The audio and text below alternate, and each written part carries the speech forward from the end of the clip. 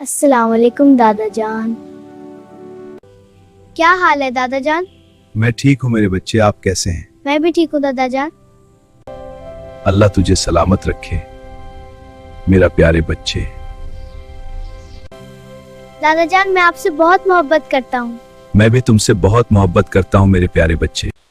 बेटा हमेशा सच बोलना और अल्लाह से दुआ मांगना। दादा जान आप दुनिया के सबसे अच्छे दादा हैं। चांद की छांव में हमारी कहानी सुन रहे हैं, ये लम्हा हमारे दिलों में हमेशा रहेगा। मेरे प्यारे बच्चे हमेशा सच बोलना, बड़ों का एहतराम करना और दिल साफ रखना। जी दादा जान। शाबाश मेरे बच्चे, तुमने मेरी बात मान ली। दादा जान मैं हमेशा आपकी नसीहत याद रखूंगा। बेटा पढ़ो अल्लाह हो। अल्लाह हो। बेटा पढ़ो अल्लाह हो। अल्लाह हो।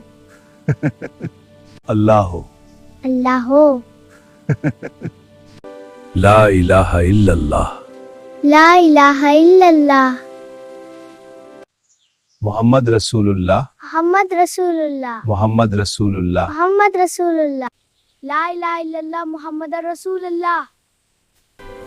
शाबाश मेरे बच्चे, तुमने बहुत अच्छा पढ़ा।